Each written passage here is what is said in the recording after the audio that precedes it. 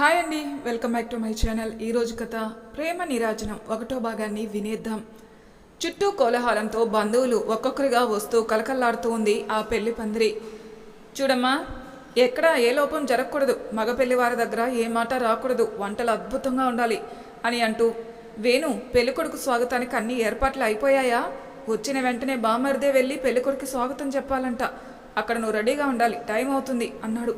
నువ్వు ఇంకా ఇలాగే ఉంటే ఎలా, త్వరగా వెళ్ళు అంటూ ఆలహేళన ఆడుతూ ఉంటాడు చంద్రశేఖర్ గారు. నాన్న, మీతో మాట్లాడాలి, ఒక్కసారి నా మాట వినండి అని అంటాడు. వేణు, నువ్వేం చెప్పాలనుకున్నా పెళ్లి తర్వాత చెప్పు, ఇప్పుడు సమయం లేదు, త్వరగా వెళ్ళు అంటూ వస్తున్న బంధువులను చూసి రండన్నయ్య అంటూ నవ్వుతాడు చంద్రశేఖర్. ఇంతకీ మీ అమ్మ ఎక్కడ్రా? ఇక్కడంతా నేనే చూసుకుంటే ఎలా, అవతల పెళ్లివారు వచ్చేస్తూ ఉంటారు. నాన్న, అమ్మ అని అంటూ ఉంటాడు.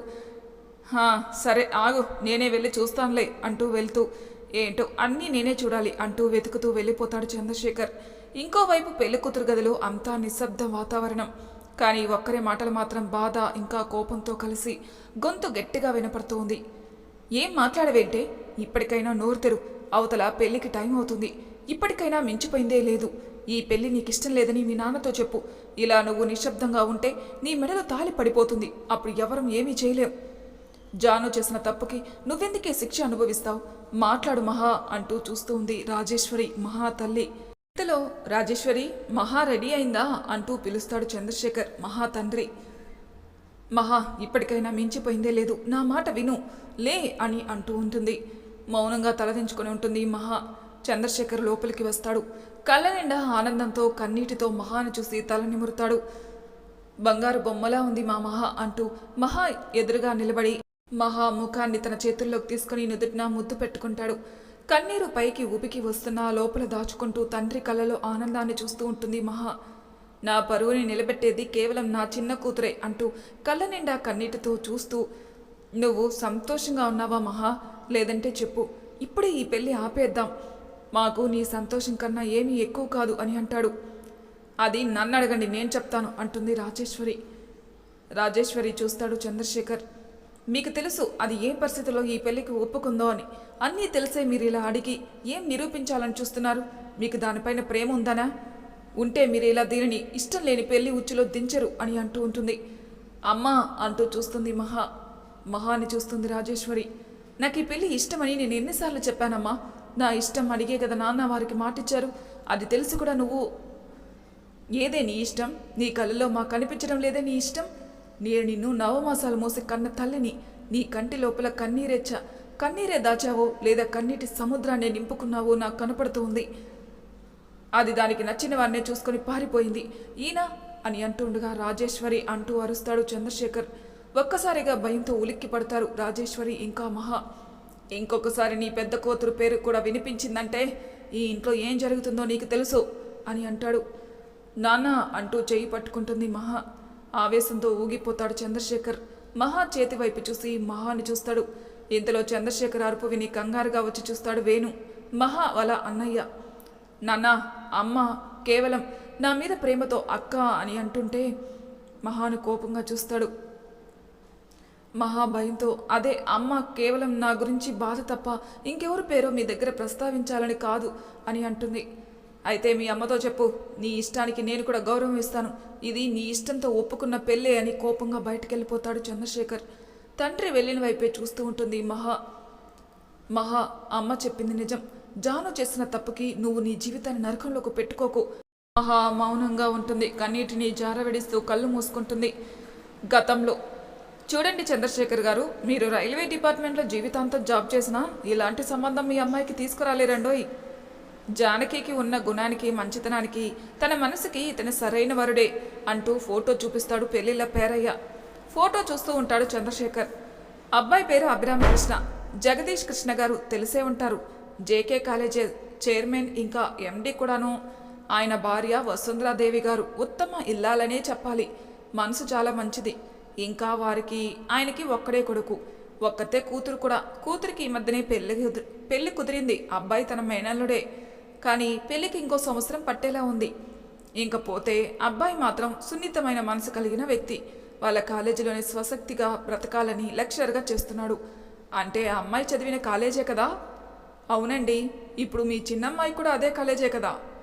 ఇంకా పోతే అమ్మాయి పెళ్లి తర్వాత జాబ్ చేయాలనుకున్నా, లేదా వాళ్ళకి హెల్ప్గా ఉన్నా, లేదా తనకు కనుక నచ్చి ఇంటి బాధ్యతలే చేపట్టినా వారికి ఎటువంటి అభ్యంతరాలు ఉండవు. అమ్మాయిని తనకు నచ్చినట్టు స్వతంత్రంగా బతకచ్చు, ఎటువంటి హద్దులు ఉండవు. కాకపోతే ఉమ్మడి కుటుంబం. జగదీష్ కృష్ణ గారికి ఒక చెల్లెలు ఉంది. ఆమె భర్త, పిల్లలు కూడా ఆ ఇంట్లోనే ఉంటారు. అన్నీ బాగున్నాయి. మరి అబ్బాయిలో లోపాలు అంటాడు చంద్రశేఖర్.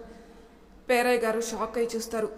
చూడండి, ఏ వ్యక్తికైనా ఏదో ఒక లోపం ఉంటుంది. ప్రతి మనిషి 100% పర్ఫెక్ట్ అని ఎవరూ చెప్పలేరు. శ్రీరామచంద్రుడని భర్త ఉండి కూడా ఆ జానకమ్మకు అడవుల్లో జీవితం తప్పలేదు అంటే కారణం ఆయన రాజరికం.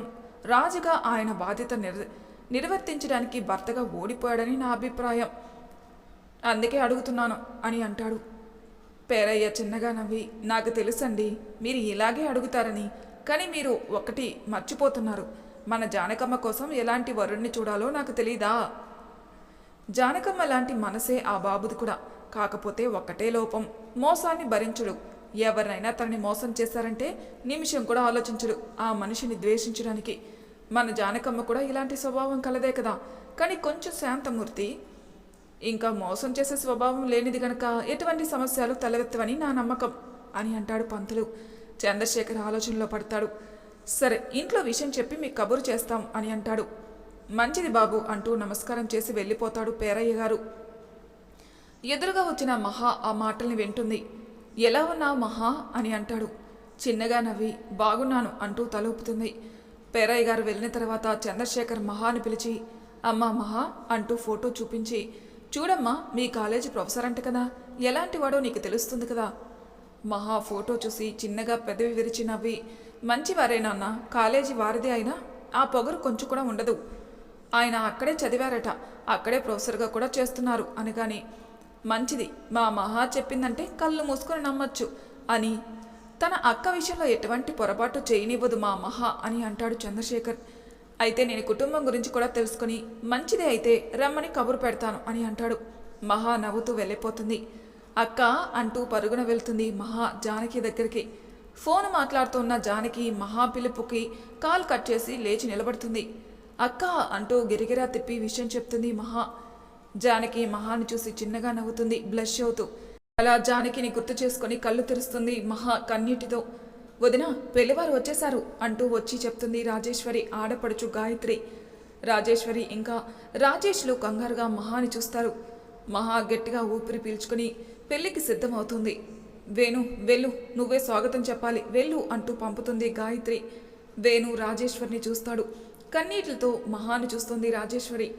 అన్నయ్య వెళ్ళు అని అంటుంది మహా. వేణు బయటికెళ్తాడు స్వాగతం చెప్పడానికి. ఏంటండి చంద్రశేఖర్ గారు, పెద్దమ్మాయి జానకమ్మ ఉంటుండగా చిన్నమ్మాయి మహాలక్ష్మికి పెళ్లి చేస్తున్నారే అంటారు పెళ్లికొచ్చిన బంధువుల్లో ఒకరు. చంద్రశేఖర్ మౌనంగా ఉంటాడు. దూరం నుంచి ఇదంతా వింటూ ఉంటాడు వేణు. ఏదో అనబోతూ ఉండగా పెళ్లివారు వచ్చేశారు అంటూ పరుగున వస్తుంది చంద్రశేఖర్ మరదలు పూజ. వేణు ఇంకా చంద్రశేఖర్ ఇప్పుడే వస్తాం అంటూ మగ పెళ్లివారికి స్వాగతం చెప్పడానికి వెళ్తారు ఇద్దరు. నవ్వుతూ హత్తుకుంటాడు జగదీష్ కృష్ణ. కారులో నుండి అడుగు పెడుతూ కిందికి దిగుతాడు పెళ్లికొడుకు Abhiram Krishna. White and red sherwani మెడలో ముత్యాల హారంతో కనపడుతూ ఉంటే నవయుగపు రాముడిలా పోల్చుతున్నారు అందరూ. ఏంటండి చంద్రశేఖర్ గారు, అబ్బాయి ముఖంలో చిరునవ్వే లేదు, ఈ పెళ్లి ఇష్టమేనా అని అంటాడు. జగదీష్ కృష్ణ గారిని చూస్తాడు చంద్రశేఖర్. ఆయన చిన్నగా నవ్వి, మా వాడికి సిగ్గుపడడం కూడా సరిగ్గా రాదని అంటాడు నవ్వుతూ. అందరూ మాటలతో నవ్వుకుంటారు. వేణు ఎదురుగా వెళ్ళి హత్తుకొని తీసుకొని వస్తాడు. కానీ సూటిగా అభిని చూడలేకపోతాడు. అభిని మౌనంగా చూస్తాడు చంద్రశేఖర్. అందరికీ స్వాగత సత్కారాలు గౌరవంగా చేసి లోపలికి ఆహ్వానిస్తారు. పెళ్లి కుమారుని మండపంలో కూర్చోమని చెప్తారు పంతులు గారు. అభిని పీటలపై కూర్చోబెడుతుంది తల్లి వసుంధర. అభితో పూజ చేయించి పెళ్లి కుమార్తెని తీసుకురమ్మని చెప్తారు పంతులు గారు. గాయత్రి మహా మేనత్త వెళ్ళి వదినా అంటూ రాజేశ్వరిని చూసి మహాని చూస్తుంది. రాజేశ్వరి కన్నీటితో, మహా ఆఖరిసారి ఒక్కసారి ఆలోచించు, ఇది దాటితే నీ జీవితం నీ చేతుల్లో ఉండదు, అర్థం చేసుకోమ్మా అంటూ ప్రాధేయపడుతుంది. మహా కన్నీటిని తుడుచుకొని నిలబడి, అమ్మా, నేను నా కొత్త జీవితంలోకి అడుగు పెట్టబోతున్నాను. నీ ఆశీర్వాదం లేకుండా నేను ముందుకు అడుగు వేయలేను. ఎలానే నువ్వు నీ జీవితాన్ని రాజీపడి బ్రతుకుతాను, కన్నీళ్లతో బ్రతుకుతాను అంటుంటే ఏ తల్లి అలాగే అలాగే తల్లి అని ఆశీర్వదించదు కదా. అమ్మా, నా జీవితమే నా కుటుంబం, నా సంతోషమే నా కుటుంబం. మీరు సంతోషంగా ఉంటే నేను సంతోషంగానే ఉంటాను అని అంటూ కన్నీళ్లతో చూస్తూ ఉంది. రాజేశ్వరి కన్నీళ్లతో మహాని హత్తుకొని ఏడుస్తుంది. రాజేశ్వరి ఇంకా గాయత్రి మహాని పెళ్లి పందిరిలోకి తీసుకుని వస్తారు. నిండు పున్నమి లాంటి మోముపై పచ్చని పసుపు పూత అందంలో పర్పుల్ ఇంకా పింక్ కలర్ పట్టు చీరలో చెవులకి జుంకీలు, పాపిట్లో చైను, చేతుల నిండా గాజులు వేసుకుని వంకీలు పెట్టుకుని మెడలో పచ్చలహారం, నడుముకి వడ్డానంతో కాళ్ళకి శబ్దం చేసే మువ్వల గజ్జలతో నడిచి వస్తూ ఉంటే అందరూ మహానే చూస్తూ ఉంటారు. అభి మనసుకి ఆ శబ్దం అలజడిగా ఉన్నా కొంచెం కూడా తల పైకెత్తకుండా అగ్నిగుండం వైపే చూస్తూ ఉంటాడు. తన మనసు మండే అగ్నిగుండంలా ఉంటుంది లోపల. ఇంకా మహా తన పక్కన కూర్చున్న వెంటనే తలెత్తి కోపంతో చంద్రశేఖర్ని చూస్తాడు అభి. అభి చూపును చూసి కన్నీళ్లతో మహాని చూస్తూ ఉంటాడు చంద్రశేఖర్. మహా నవ్వుతూ కళ్ళతోనే తండ్రికి తన సంతోషాన్ని వ్యక్తపరుస్తుంది. లోపల కన్నీటిని బయటికి రానివ్వకుండా దాచుకుంటూ పంతులు గారు కన్యాదానం కోసం తండ్రిని రమ్మంటారు. చంద్రశేఖర్ ఇంకా రాజేశ్వరులు కన్యాదానం చేస్తారు. అభి కాలు కడిగి ఆ నీరు నెత్తిన జల్లుకొని మహా చేతిని అభి చేతిలో పెడుతుంది రాజేశ్వరి కన్నీళ్లతో. అభి మహా చేతిని గట్టిగా పట్టుకుంటాడు. మహాకి ఆ పట్టులో కళ్ళల్లో నీళ్లు అణిచిపెట్టుకుని ఉంటుంది. నొప్పి వస్తున్న పైకి మాత్రం నవ్వుతూ చూస్తుంది మహా. జీలకర్ర బెల్లం పెట్టిన తర్వాత మాంగళ్య ధారణతో అందరి ఆశీస్సులతో పెళ్లి ముగుసుకుంటుంది. అక్షింతలు వేసి కన్నీటిని తుడుచుకొని అభి మాటలు గుర్తు చేసుకుంటూ ఉంటాడు చంద్రశేఖర్. జగదీష్ కుటుంబంలో అందరూ మౌనంగా కూర్చునుంటారు. చంద్రశేఖర్ మౌనంగా నిలబడతాడు. ఇప్పుడు ఏం చేయాలి అది చెప్పండి. ఊరంతా మీ కుటుంబంతో మాకు వియ్యంకం కుదిరింది అని మారం రోగిపోయింది. ఇప్పుడు పెళ్లి కూతురు పెళ్లి నుండి పారిపోయిందంటే మా పరువేం కావాలి, మా ప్రతిష్ట ఏమి కావాలి? జానకమ్మ జానకమ్మ అని ఊరంతా గొప్పగా చెప్తుంటే ఆ జానకమ్మ గుణమే అనుకున్నాం. కాలేజీలో కూడా జానకి అంటే సుగుణాల కన్య అంటూ పేరుంది. అలాంటి అమ్మాయి ఛ అని అంటూ ఉంటే పెళ్ళి ఇష్టం లేకపోతే ముందే చెప్పుండాలి కదా. ఇలా పెళ్లి వరకు తీసుకుని వచ్చి అందరి పరువు మట్టిలో కలిపిందే మీ కూతురు అని అంటూ ఉంటాడు. బావగారు అంటూ చేతులు జోడించి నిలబడతాడు చంద్రశేఖర్. నాన్న అంటూ చంద్రశేఖర్ చేతిని పట్టుకుంటుంది మహా. కన్నీళ్లతో నిలబడతారు అందరూ. నా పెంపకం నన్ను తలదించుకునేలా చేసింది. మీకు మాట ఇచ్చి నిలబెట్టుకోలేకపోయాను, నన్ను క్షమించండి అని అనేలోపే నాన్న అంటుంది మహా కన్నీళ్లతో. మహాను చూసిన చంద్రశేఖర్ తప్పదు తల్లి అంటూ కన్నీరు కారుస్తాడు. అయితే ఆ క్షమాపణలు నేను చెప్తాను నాన్న అంటుంది మహా. అందరూ మహాని విచిత్రంగా చూస్తారు. అవును, అక్క వెంట నీడలా తన ఛాయగా ఉన్న నేను కూడా నిజం తెలుసుకోలేకపోయాను. మీ పెంపకంలో ఏ లోపం లేదు నాన్న. ప్రతి తండ్రి అందరినీ సమానంగానే పెంచుతారు. వారికి వారి ఆలోచనలకు స్వేచ్ఛనిస్తారు. కానీ ఆ కుటుంబంలో ఒక వ్యక్తి చెడు మార్గం పట్టారు అంటే అది పెంపకం లోపం కాదు, పెరిగిన విధానం, వారి వారి ఆలోచన విధానం. అక్కతో వెంట ఉన్న నేనే నిజం తెలుసుకోకపోవడం నా తప్పు, అందుకే అంటూ అందరినీ చూసి కన్నీళ్లతో నా అక్క చేసిన తప్పుకి అందరి తరపున నేను క్షమాపణలు చెప్పుకుంటున్నాను అంటుంది మహా. అందరూ మహా మాటలకి ఆశ్చర్యంగా చూస్తారు. వసుంధర వచ్చి మహా చేతిని పట్టుకుంటుంది. అన్నయ్య గారు, మీరు మీ పెంపకం లోపం అన్నారు, కానీ మీ నిజమైన పెంపకం ఇది అంటూ తల నిమురుతుంది వసుంధర, అభి తల్లి. కానీ ఇప్పుడు ఏమి చేయడం? అందరికీ ఈ నిజం చెప్పి మీ పరువుని మేము పోగొట్టాలి అనుకోవడం లేదు, అలాగే మా పరువు పోగొట్టుకోలేం అని అంటుంది. దీనికి ఒకటే మార్గం అంటాడు అభి. అందరూ అభిని చూస్తారు. ఏంటది రామ్ అని అడుగుతారు అందరూ. అభి కోపంగా నా పేరు అభి మాత్రమే అంటాడు. ఇక నుండి నా పేరు కేవలం అభి మాత్రమే, రామ్ కాదు. జానకి రాముణ్ణి అనిపించుకోవాలి అనుకున్నాను ఆ జానకిని చూసి, కానీ ఇక నుండి ఆ పేరు కూడా వినాలని లేదు అని అంటూ అందరికీ ఈ రెండు ఇల్లు పరువు నిలబడాలి అనుకుంటున్నారు కదా, దానికి ఒకటే మార్గం, జానకి స్థానంలో మహా కూర్చోవాలి అని అనగానే ఒక్కసారిగా తల పైకెత్తి చూస్తుంది మహా కన్నీళ్లతో. అందరూ ఒక్కసారిగా షాక్ అయి నిలబడతారు. అవును, దీనితో మీ ఇంటితో బియ్యం అందుకోబోతున్నామని మా కుటుంబం ఊరంతా చెప్పిన మాట నిలబడుతుంది. ఏం మాట్లాడుతున్నావురా నువ్వు అని అంటూ అభిని కొడుతుంది వసుంధర. ఒక్క విసురున వసుంధరాని చూస్తాడు అభి. చంద్రశేఖర్ రాజేశ్వరి కంట్లో కన్నీటి వర్షం వరదలై పారుతుంది. నీ మనసుకి తగిలిన గాయం మాకు కనిపిస్తుంది.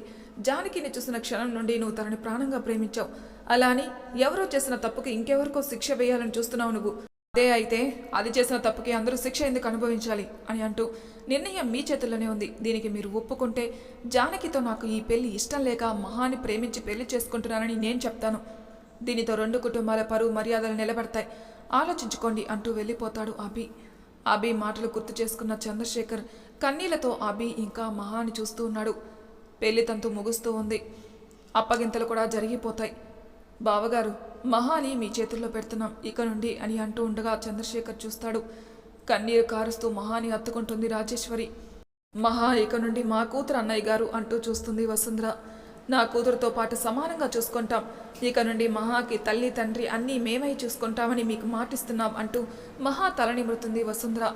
కోపంతో లోపల ఊగిపోతాడు అభి. అందరినీ హత్తుకొని అన్నయ్య అంటూ వేణుని చూస్తుంది. అమ్మా నాన్నలు జాగ్రత్త అంటూ కన్నీటితో కారు ఎక్కుతుంది మహా. తన పక్కన అభి కూర్చుంటాడు. ముందున డ్రైవర్. కారులో వెళ్తున్న మహాకి అభితో మాటలు గుర్తు చేసుకుంటూ ఉంది. మరి తర్వాయి భాగంలో ఏం జరుగుతుందో నెక్స్ట్ ఎపిసోడ్లో తెలుసుకుందాం. అంతవరకు నా ఛానల్ సబ్స్క్రైబ్ చేయని వాళ్ళు ప్లీజ్ సబ్స్క్రైబ్ చేసుకోండి. లైక్ చేసి షేర్ చేయండి. మీ అభిప్రాయాలు నాకు కామెంట్ రూమ్లో తెలియజేయండి. Thank you for listening.